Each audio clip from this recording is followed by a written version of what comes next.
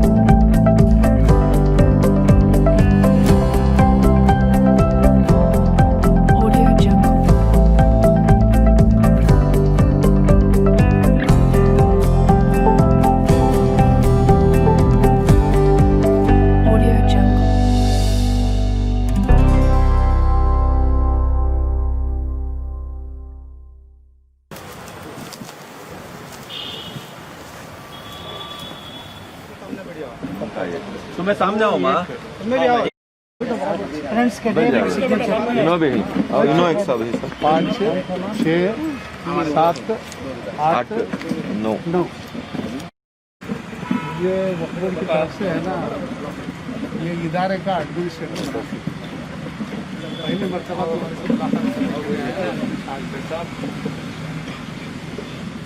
ये है ना, ये वक्फ का इदारा। ये जो जमीन उससे पहले इंडिविजुअल लोगों की थी। 2018 जनवरी से ये जायदाद अल्लाह की जायदाद होगी। इस ज़मीन का मालिक अल्लाह ताला,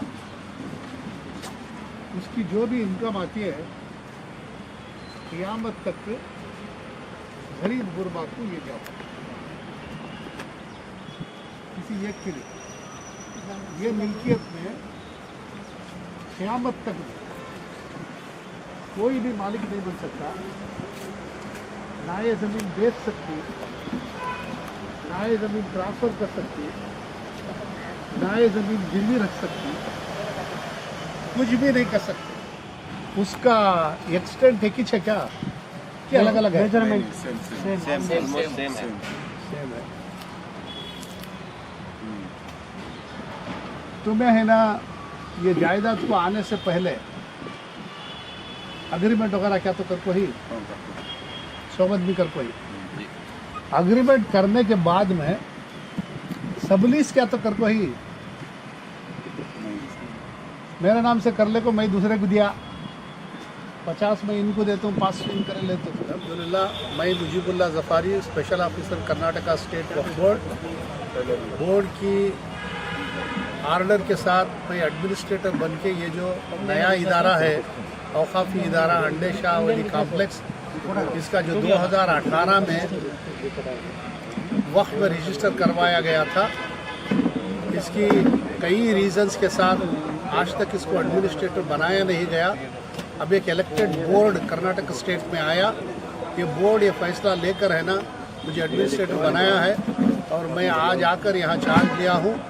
मैं और यहाँ के डिस्ट्रिक्ट वक्फ ऑफिसर्स के साथ मिलकर वक्फ के रूल्स के मुताबिक एक जॉइंट बैंक अकाउंट भी हम जम्मू एंड कश्मीर बैंक में खोल के ही आज ही, और ये इदारे के साथ हम यहाँ के जो ये एग्जिस्टिंग टेनेंट्स हैं ये टेनेंट्स के साथ मैं बातचीत करके उनको इत्मीनान बख्श तसल्ली के साथ ये सारा मामला समझाया है कि वो तसल्ली के साथ ये हमारे अवकाफ़ी इदारे को किस तरह चलाना, क़ानून के साथ चलाना, अवकाफ़ी इदारे के साथ चलना, सबको रज़ा के साथ चलना, इस किस्म के मामलात को उनको समझा कर वो भी मेरी बातों से मुतमईन है।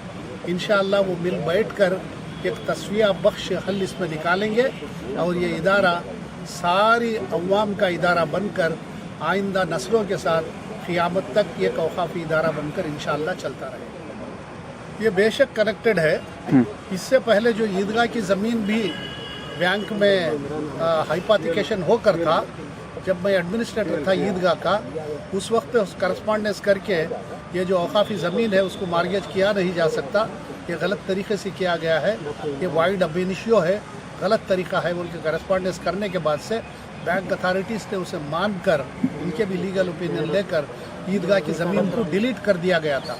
ये और very recently another cell action cell paper में पब्लिकेशन हुआ, होते ही वक्त ने मुझे बनाया, वक्फ बोर्ड से करस्पॉन्डेंस करके हम उसको स्टॉल करने के लिए करस्पॉन्डेंस करके ही इंशाअल्लाह उनको लीगल नोटिस भी दिया जा रहा है।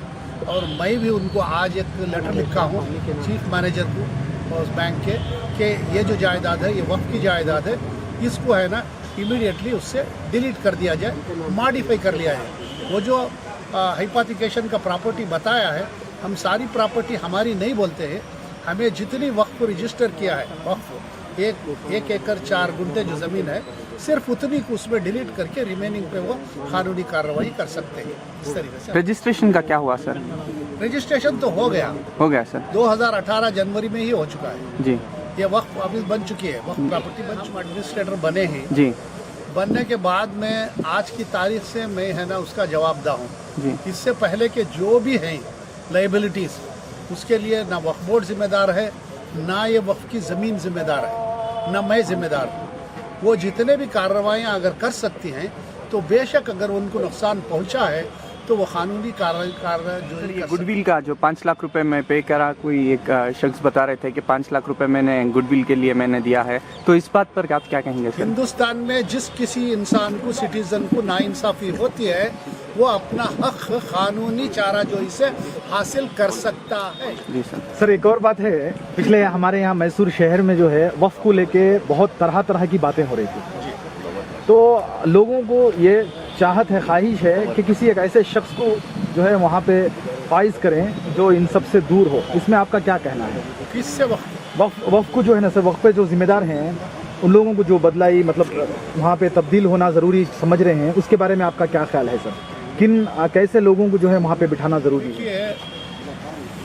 हम मुसलमान सबसे पहले हम कुरान को देखते हैं। कुरान में एक सूरह तौबा है, सूरह तौबा की 16वीं आयत में अल्लाह तबारक व तआला खुद क्वालिफिकेशन देता है। क्या देता है?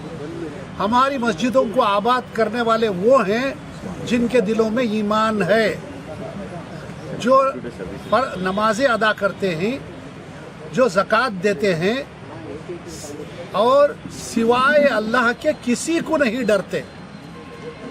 This is the qualification prescribed bye Allah for the management of Waqf institutions. ये अल्लाह की। उसके बाद में हमारे जो वक्फ एक्ट एंड रूल्स है, इसमें भी सर्टन क्वालिफिकेशंस है।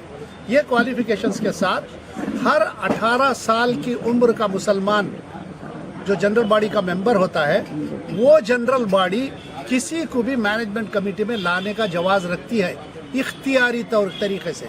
मस्जिद में मैनेजमेंट कमेटी की मीटिंग बुलाकर रियाया चुनती है, मुसलमान चुनते हैं, मकामी मुसलमान।